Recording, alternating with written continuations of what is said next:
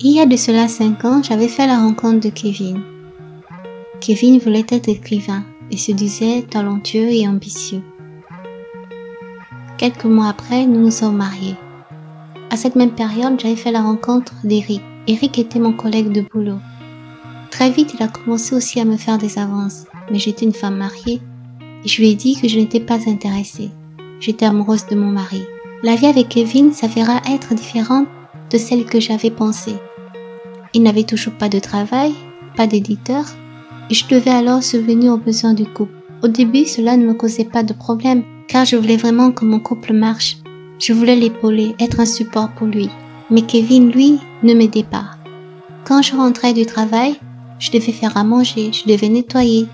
Pendant que lui, qui avait passé toute la journée à la maison, n'avait même pas trouvé 1 minute pour faire le moindre ménage, le moindre petit service. Je travaillais dur et je rentrais épuisée. Et en plus, je me tapais tout le boulot à la maison. Il ne faisait que dormir. Et quand je lui demandais où en était son livre, pourquoi il ne cherchait pas de travail, il me disait que cela prenait du temps, qu'il fallait qu'il écrive le livre de l'année. Et que parfois, les gens talentueux avaient besoin de temps. Ils n'avaient pas besoin d'être pressés. Il fallait surtout pas le stresser par rapport à la situation. Je le comprenais, mais au bout de 5 ans, j'étais épuisée mentalement, épuisée psychologiquement. Tellement épuisée que je suis tombée malade. Car entre-temps, j'avais pris un second boulot. Tous les samedis, j'allais vendre des vêtements dans un magasin de la place. Car mon salaire ne suffisait pas pour nous deux et les charges. J'ai alors été admise à l'hôpital et je fus hospitalisée 1 semaine pour me reposer. Mon état de fatigue était très avancé. Kevin ne vint même pas me voir un seul jour. Il me déposa le jour d'entrée, puis disparut. Mon collègue Eric vint me voir. Il venait me voir tout le temps, me réconfortait.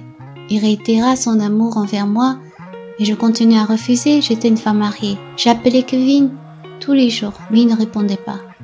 Le jour de ma sortie, il ne vint même pas me chercher. J'étais un peu furieuse. Je partis à la maison à l'improviste et là je le trouvais avec une femme dans notre lit. J'étais terrassée, après tout ce que j'avais fait pour lui, et Kevin me regarda d'un air décomplexé.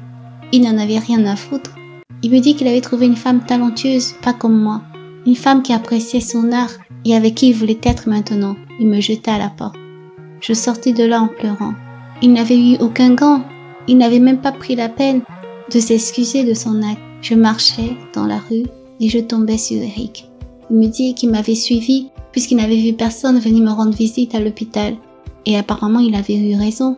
Il m'a accueilli chez lui et petit à petit, il m'aida à m'installer. Je tombais amoureuse de lui et depuis ce jour, nous vivons une relation amoureuse épanouie. Il me traite bien, il est très attentionné, très serviable. Il prend soin de moi, je me sens en sécurité. Nous avons des plans d'avenir, nous avons acheté une maison ensemble. J'ai divorcé de Kevin. Eric est vraiment l'homme qu'il me faut et je regrette pourquoi j'ai pas quitté Kevin plus tôt. Je suis enfin heureuse. Merci d'avoir écouté mon histoire. N'oubliez pas de liker et de vous abonner à notre chaîne pour plus d'histoires. Merci, au revoir.